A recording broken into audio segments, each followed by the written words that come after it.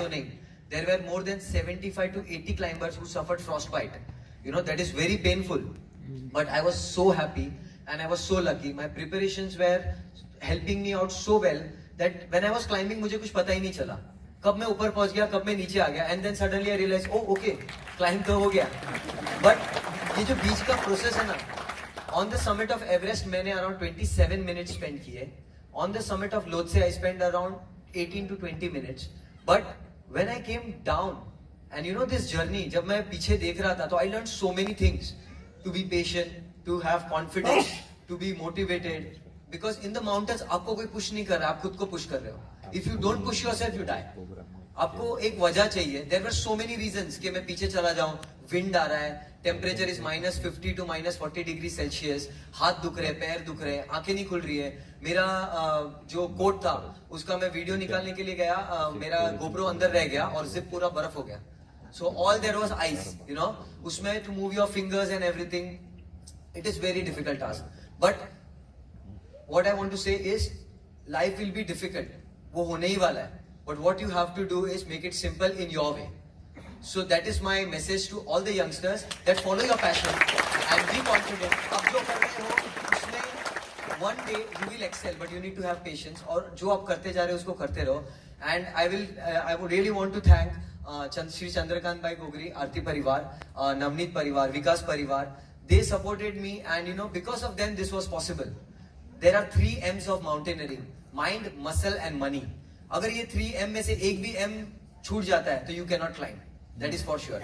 And the biggest support that I got was from my Sherpas. So they are specially here from Nepal. You know, they came here for this function. I requested them. And we have Nirma Dai. Nirma Dai has climbed Everest 9 times.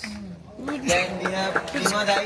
He's climbed Everest 3 times. Then we have Pemba Dai. He's climbed Everest 3 times. And above all, you know, हम लोग जब दूसरे देश में जाते हैं, so we are away from the family, connection नहीं है, वगैरह सब नहीं है.